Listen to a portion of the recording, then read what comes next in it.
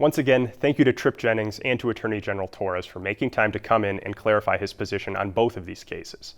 Earlier this week, Gallup-McKinley Superintendent Mike Hyatt attacked New Mexico In-Depth's reporting in an email to us, but he did not offer any facts of his own. Hyatt says he has not been formally notified of Torres' investigation. In an emailed response for comment, Hyatt told us, quote, "While we know an investigation will be a waste of tax dollars, we do welcome any investigation because Gallup-McKinley County Schools, our staff, and community knows the accusations are false. Discrimination is not what we are about, and we have worked hard to continually build more equity in all aspects of our educational system." Now, back to Executive Producer Jeff Proctor and our panel for reaction to the Attorney General's decision to investigate. Thanks again to New Mexico Attorney General Raul Torres for answering questions. And welcome back to Regis Pecos, Danielle Gonzalez, and Tripp Jennings. We'll start this segment with you again, Tripp. How did Bryant Furlow, the reporter for New Mexico In-Depth, find his way to Gallup-McKinley schools? And how did New Mexico In-Depth and ProPublica quantify the findings once Bryant was finished with his reporting? So this was a situation where we asked a question about disciplining of students statewide. There was not, we kind of said, what do the numbers look like?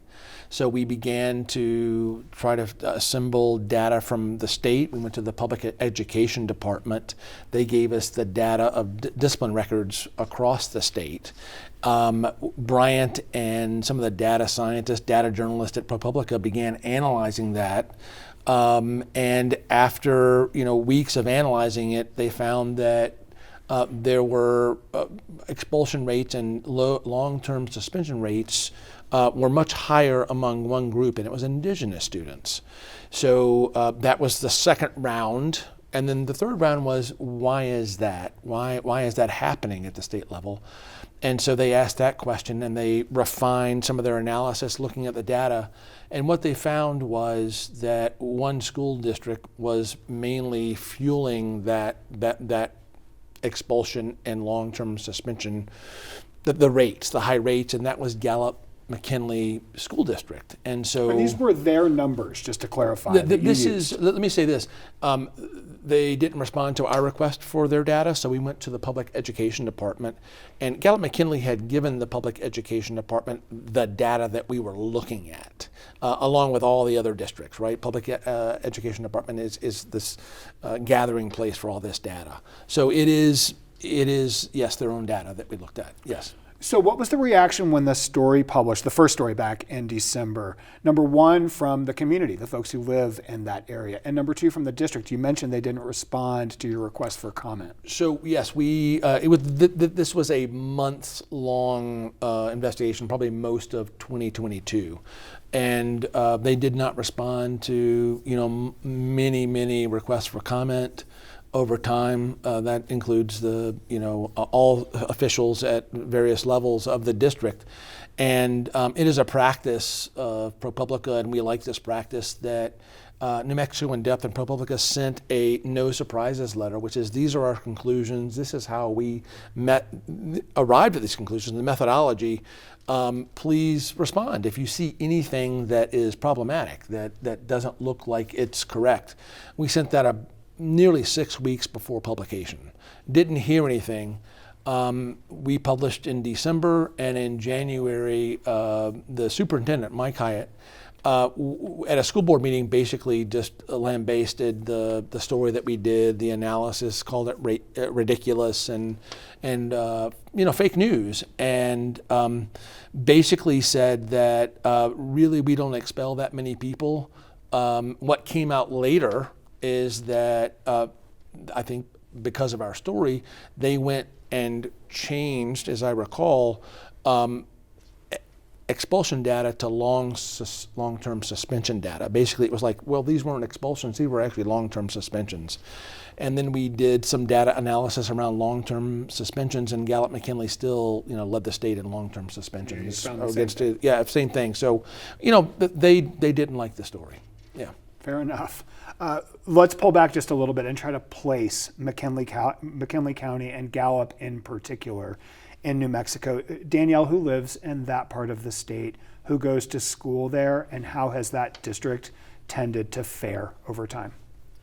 Yeah, well, predominantly Native kids. It's a huge part of the population of that school district, and has not performed well over time. Now, there were increases in the early mid 2000s, particularly in some math and reading assessments, but it hasn't been a high performing district, and there are a whole host of reasons. Obviously, we've talked a little bit about some of the intergenerational issues, the trauma, the history of our boarding schools, the poverty, the alcoholism. There's a lot going on out there, and so certainly these are huge issues. But we also need to remember that there's external factors too. But lots of stuff at play. Regis, what are the downstream effects of the kinds of harsh discipline tactics that Bryant uncovered? How does a school environment like that impact children, families, and community? There's a high correlation between system failure of our children, that when there is non-relevance in their lives, in their curriculum, compounded by, there's only 3% of Native teachers across all of New Mexico in public schools, so that the reality is, like in Gallup-McKinley, that the majority of children will never see one of their own in the classroom. So the lack of relevance results in young people getting pushed out of schools, and then discipline is really the means by which young people use to force them out, with all of the factors that are articulated, delineated in the findings in this case. But the greater context to appreciate is that particular region, from the U.S. Commission on Civil Rights to the Regional Commission on Civil Rights, from the Navajo Nation's Commission on Civil Rights, all document the kind of long history of racism and discrimination that comes from their own words of the colonial settler framework that continues the underpinnings of racism and discrimination. And it culminates in education to push out young people. The way they find ways is to become problematic. But if every one of you have ever seen some of the first photographs in boarding schools where harsh discipline and enforcement was utilized, Danielle, I don't know if you've ever seen, but there is a photo of handcuffs that are this small, made for children. Handcuffed who were 6, 7-year-olds. So this history of harsh treatment, of discipline and enforcement goes all the way back over the course of 150 years. And this larger kind of historical context, unfortunately, plagues that region, and it is the culture that continues to perpetuate this kind of attitudes and behaviors. In all fairness to the folks in Gallup-McKinley, they have been strong advocates, one, to petition the underfunding of dilapidated school facilities. That was another case against the state that the courts, one, concluded was underfunding. They've been strong advocates and proponents in resolving the long-standing impact aid issues. But every time, whether it's 20 incidents or 1 or 2, in that kind of a context, these cases are reminders, and it only peels the scab for that pain and hurt of this history to bleed all over again. Can I say that we had a, Sure. you mentioned the reaction of the community. We had a public event after this happened in April in Gallup. And 70 people showed up, and people who were, talking to us said that was a pretty large gathering of folks about, this story that we found these rates. What was so moving, and I wanted to say this because Regis mentioned this, what was moving, a lot of it was moving, but what was moving was these grandparents who began to say, I didn't think much of it, but after I read the story, I started talking to my friends, were you treated this way back in school? And they became emotional talking about it. This is something that is generation after generation after generation. And there's one thing to read it in a story, but it's another one to listen to a grandmother or a grandfather talk to you as a human being to human being. And I left that place profoundly kind of changed, I think, understanding that this is a deeply rooted situation. And it speaks to what Regis just said, which is that Yes. school discipline is just a new name Yes. for an old system of oppression. I like when I have the chance to try to contextualize New Mexico when I can. Here in our state, attorneys general have typically played the role of defending public entities when they're accused of wrongdoing in court. Here we have an attorney general who would like to play the other side.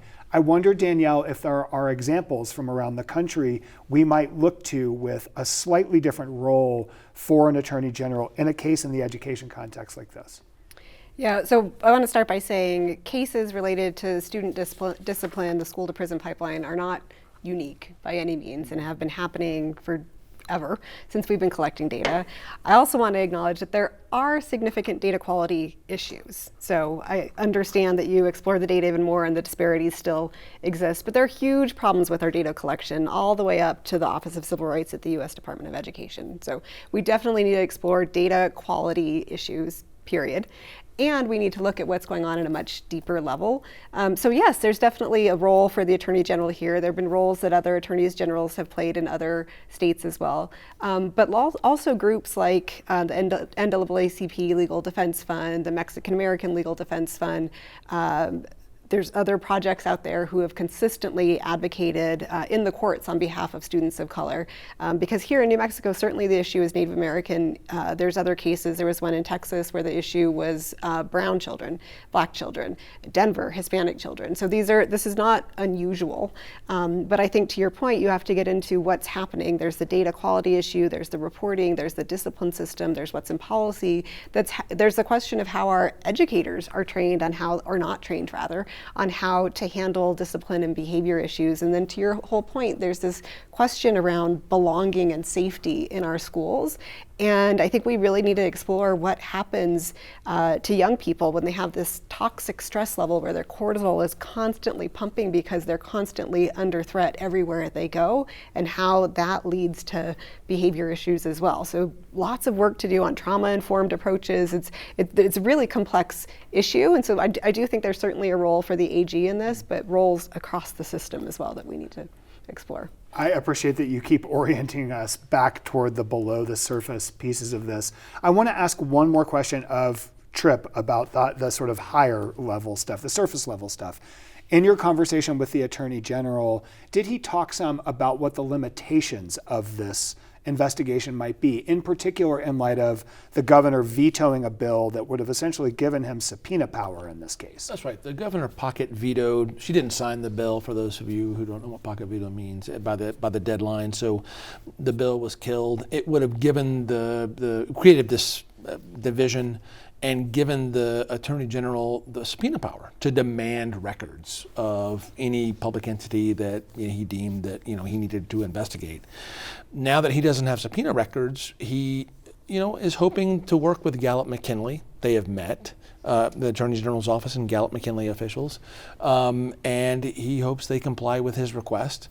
If they don't, then he would have to probably, one tool is go to the court and sue them for the records, which, I think my interpretation would be that this slows down the process of the investigation. And I think he said that's one possible interpretation, but I think it's a legitimate interpretation of what would happen without the subpoena records.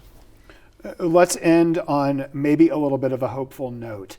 There are alternatives to expulsion and harsh disciplinary tactics that we have seen in schools. Tripp and I just had a conversation at this table a few weeks ago with somebody from PED who is working on restorative justice practices. So my question is this: Gallup McKinley's not using those, at least not as of now.